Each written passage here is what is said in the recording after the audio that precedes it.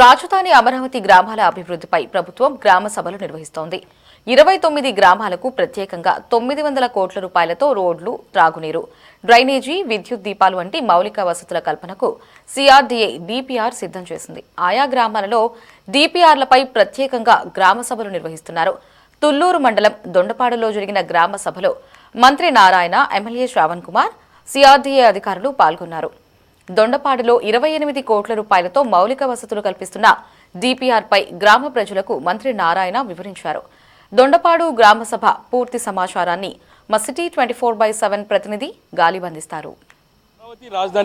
రాజధాని కోసం తొలి విడతల భూములు ఇచ్చిన 29 గ్రామాలకు సంబంధించి అభివృద్ధి మౌలిక వసతులపై సిఆర్డీఏ ఫోకస్ పెట్టింది. ఇప్పటికే రాజధానిలోని పలు గ్రామాల్లో వరుసగా గ్రామ సభలు నిర్వహిస్తున్నారు. ప్రస్తుతం దొండపాడులోని గ్రామ సభ కొనసాగుతుంది. ఈ గ్రామ సభలోని ఎమ్మెల్యే శ్రావణ్ కుమార్తో పాటు మంత్రి నారాయణ, మరోపక్క సిఆర్డీఏ అధికారులు కూడా పాల్గొనడం జరిగింది. దొండపాడు గ్రామంలో ఏ విధంగా అభివృద్ధి కార్యక్రమాలు చేపట్టబోతున్నాం దానికి సంబంధించి కూడా నేరుగా రైతులకు వివరిస్తున్నారు. ప్రధానంగా ఈ గ్రామం ఏదైతుందో దొండపాడు గ్రామానికి సంబంధించి కూడా రైతులకు సంబంధించి కూడా పూర్తి సమాచారాన్ని కూడా స్వీకరిస్తున్నారు.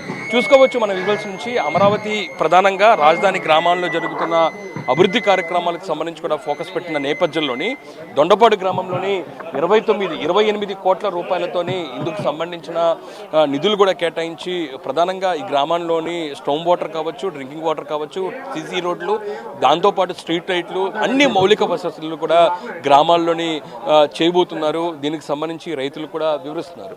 ఈ అంశాలపై రైతులు ఏమనుకుంటున్నారు, రైతులకు సంబంధించిన స్పందన తెలుసుకుందాం. ఎందుకంటే అన్ని గ్రామాల్లో కూడా వరుసగా ఇందుకు సంబంధించిన సమావేశం నిర్వహించి రైతులకు డీపీఆర్ ఏ విధంగా చేస్తున్నామో ఆ గ్రామాలకు సంబంధించిన అభివృద్ధిపై నేరుగా రైతులకు సిఆర్డీఏ అధికారులు వివరిస్తున్న నేపథ్యంలో మొత్తం రాజధాని అమరావతిలోని 29 గ్రామాల్లో 900 కోట్ల రూపాయలతో ఇందుకు సంబంధించిన అభివృద్ధి కార్యక్రమాలకు శ్రీకారం చుట్టింది రాష్ట్ర ప్రభుత్వం.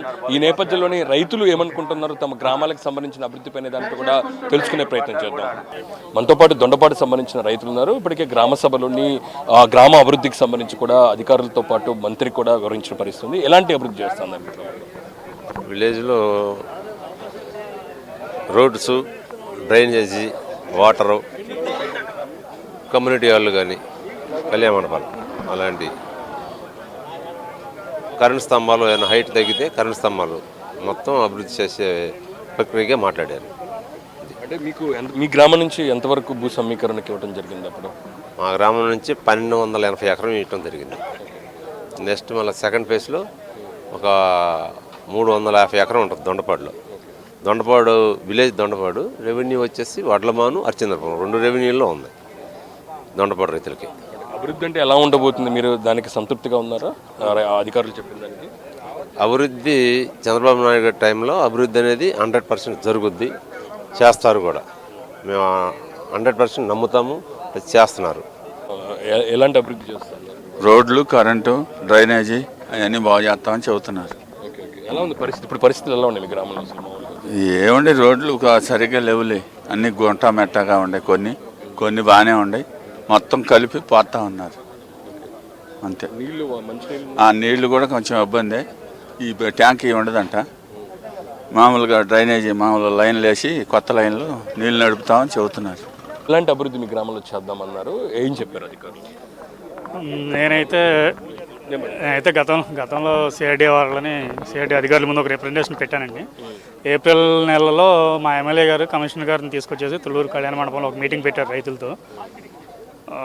మన రాజధాని గ్రామాల్లో మౌలిక వసతులు ఏమేం చేయాలి, ఏంటి, ఈ ప్రపోజల్స్ కోసం అని చెప్పేసి మీటింగ్ పెట్టారు. ఆ రోజు అడిగారు, ఆ రోజు చెప్పారు, ఎక్స్ప్లెనేషన్ చేసి ప్రతి ఊరికి ఒక డీపీఆర్ని తయారు చేస్తాం. అంటే ఊర్లో ఏమేమి డెవలప్ చేస్తారు, ఏమేమి యాక్టివిటీస్ తీసుకుంటారని చెప్పేసి ఒక డీపీఆర్ తయారు చేసి ఎక్స్ప్లెనేషన్ పెడతాము, మీ సవరణలు ఏమని చెప్పేసి అడిగారు. నేను ప్రధానంగా ఇచ్చినవి అయితే నాకు సిఆర్డీఏ ఏడీసీ వారి నుంచి నాకు క్లియరెన్స్ వచ్చింది. మా ఊర్లో ప్రధానంగా ఓవర్ ట్యాంక్ సమస్య ఉంది. అది అండర్ గ్రౌండ్లో లో లెవెల్లో ఉండటం, గ్రావిటీ మీద గ్రామానికి నీళ్లు అందకపోవడం వలన ఆ ఓవర్ ట్యాంక్ కొంచెం ఎత్తైన ప్రదేశంలో పెట్టమని చెప్పేసి నేను ఒక ప్రపోజల్ పెట్టాను. దానికి అసలు అవసరమే లేదు. అది సిఆర్డీఏ వాళ్ళు నాకు 4 రోజుల క్రితమే కన్సర్న్ చీఫ్ ఇంజనీర్ గారితో టచ్లో ఉన్నాను, ఆయన కొన్ని ఎక్స్ప్లెనేషన్ ఇచ్చారు. తర్వాత అండర్ గ్రౌండ్ డ్రైనేజ్ విషయాలు కొన్ని ఇచ్చాను. అది కూడా ఇప్పుడు క్లారిటీ వచ్చింది. మెయిన్ మనకు బేసిక్గా కావాల్సింది strong water, under ground drainage, drinking water, road. ఈ 4 ఫెసిలిటీస్ గ్రామానికి కనుక ఉంటే గ్రామంలో ఫ్రీగా ఎటువైపు వెళ్ళడానికైనా కొన్ని అంటు రోగాలు వీటిని అవాయిడ్ చేయడానికైనా అవకాశం ఉంటుంది. అదే ప్రపోజల్ నేను పెట్టాను. ఆ ప్రపోజల్ యాజ్ ఈజ్ మా అధికారులు కానీ ఎమ్మెల్యే గారిని కూడా 2-3 సార్లు ఆయన కూడా పంపించడం జరిగింది. అంటే ఈ కార్యక్రమాలు ఎలా ఉన్నాయంటారు? ఎందుకంటే మీకున్న చదువుకునేలాగా ఒక అవగాహన ఉన్న నేపథ్యంలోని ఇవి ఎలాగ ఇంప్లిమెంటేషన్ అవుతే ఎలా మారిపోతున్నాయి అంటారు అమరావతిలో గ్రామాలకు? ఈ గ్రామాల పరంగా ఇవి చెప్పాను కదండి, main 4: drinking, strong, under ground, CC రోడ్లు. ఈ 4 కనుక పక్కాగా ఉంటే మౌలిక సదుపాయాల్లో కొంత శాతం వస్తాయి. కొన్ని అంటురోగాలకు దూరంగా ఉంటాం, ఆరోగ్యపరంగా కూడా.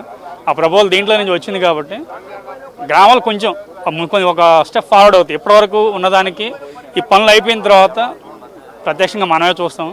కొంచెం ఇంకా బెటర్ డెవలప్మెంట్ హోప్స్ అనేవి మాకు కూడా ఉంటాయి. అభివృద్ధి మేము చూడాలి. ఇంకా కొన్ని చిన్నవి ఉన్నాయి, అవి సిఆర్డీకి సంబంధించి, అవి కూడా దృష్టిలో పెట్టాం. ప్రధానంగా నేను మా ఎమ్మెల్యే గారిని, మినిస్టర్ గారిని అడిగింది మా సిడాక్స్ రోడ్డు లైటింగ్ అది ఆగిపోయి ఉంది. అది పండగకల్లా మాకు ఆ వెలుగులు ఇచ్చేలాగా చూడమని అడిగాను. దానికి కారణం కూడా ఉందండి. వివిధ ప్రాంతాల్లో అవుట్ ఆఫ్ స్టేట్ ఈ గ్రామానికి సంబంధించిన వాళ్ళు వెళ్ళి ఉద్యోగాలు చేసుకుంటూ ఉన్నారు. వాళ్ళందరూ మోస్ట్లీ పండగకు వస్తారు, పండగ గ్రామాలకు వస్తారు. గ్రామాలకు వచ్చిన రోజు సాయంత్రం పూట ఏదైనా కొంచెం సరదాగా కూర్చుందాము, తిరుగుదాము అంటే ఆ లైటింగ్ కనుక, ఇది మరి ఒక్కొక్కరికి వేరే రకంగా అనిపించవచ్చు, ఆ లైటింగ్ కనుక ఉంటే కాసేపు ప్రశాంతంగా పిల్లలతో అటు ఇటు తిరగడానికి, సరదాగా ఉండడానికి అవకాశం దొరుకుతుంది. వచ్చిన వాళ్ళు కూడా కొంచెం హ్యాపీ ఫీల్ అవుతారు. గతంలో కన్నా నా ఊరిలో ఒక స్టెప్ డెవలప్మెంట్ ఫార్వర్డ్లో కనిపిస్తుంది. ఇది వీళ్ళు వెళ్ళి ఇంకొక చోట చెప్తే అది మాకు ప్లస్ అవుతుంది. ఇదే ఉద్దేశంతో నేను మంత్రి గారిని నాకు సంక్రాంతి లోపల కనీసం మాకు ఈ అరేంజ్మెంట్ చేయండి అని చెప్పేసి అడిగామండి. ఆయన దానికి కూడా కన్సర్న్ అధికారులకి ఆర్డర్స్ ఇచ్చారు. నేనైతే ఆశాభావంతో ఉన్నాను, సంక్రాంతి లోపల మాకు ఈ లైట్లు వెలిగిస్తారని చెప్పేసి. ఇంకా కొన్ని చిన్నవి ఉంటాయండి, కళ్యాణ మండపాలని, పార్కులని, ప్లే గ్రౌండ్స్ అని, కొన్ని టెంపుల్స్ ఉన్నాయి. ఇవన్నీ ఆయన కొన్ని ఎక్స్ప్లెనేషన్ చేశారు, చూడాలి. ఇంకా కొంచెం సమయం, ఏదైనా సమయం సమాధానం చెప్తాను. మనం తొందరపడితేనో ఆవేశపడితేనో ఏవి జరగదు. ఓపిక కావాలి. ప్రత్యేకించి ప్రభుత్వంతో, అధికారులతో మనం మాట్లాడేటప్పుడు కానీ, పనుల కోసం వెళ్ళేటప్పుడు కానీ కొంత ఓపిక పట్టాల్సి ఉంటుంది. అదే ఉద్దేశంతో మేము ఓపికతోనే ఉన్నాం, ఎదురు చూస్తాం. మేమైతే మంచి ఆశాభావంతో ఉన్నాం. ధన్యవాదాలు. ఖచ్చితంగా నేనైతే ఈ దొండపాడు గ్రామస్తులు పూర్తి స్థాయిలో సంతృప్తి వ్యక్తం చేస్తున్నారు. ఏదైతే ఈ ప్రదేశం దొండపాడు గ్రామం అయితే ఉందో ఈ గ్రామ అభివృద్ధి కోసం దాదాపు 28 కోట్ల రూపాయలను కూడా సిఆర్డీ ఖర్చు పెట్టబోతుంది. ఇందుకు సంబంధించిన డిపిఆర్ కూడా సిద్ధం చేయబోతున్నారు. వచ్చే 6 నెలల్లో అమరావతిలో ఉన్న గ్రామాలన్నీ కూడా రూపురేఖలన్నీ కూడా మార్చే దిశకు కూడా దాదాపు 900 కోట్ల రూపాయలతోని ఆ గ్రామంలోని రోడ్ల వ్యవస్థ కావచ్చు, దాంతోపాటు డ్రైన్ల వ్యవస్థ, దాంతోపాటు స్ట్రోమ్ వాటర్ వ్యవస్థ, స్ట్రీట్ లైట్లు అన్నీ కూడా పూర్తిగా అభివృద్ధి చేసే దిశ కూడా ఇప్పుడు ప్రస్తుతం సిఆర్డీ చర్యలు తీసుకోవడంపై అమరావతి గ్రామానికి, ప్రధానంగా దొండపాడు గ్రామస్తులు మాత్రం హర్షం వ్యక్తం చేస్తున్న పరిస్థితి కనబడుతుంది. కెమెరా పర్సన్ రంగాతో గాలిపి షా, C24/7.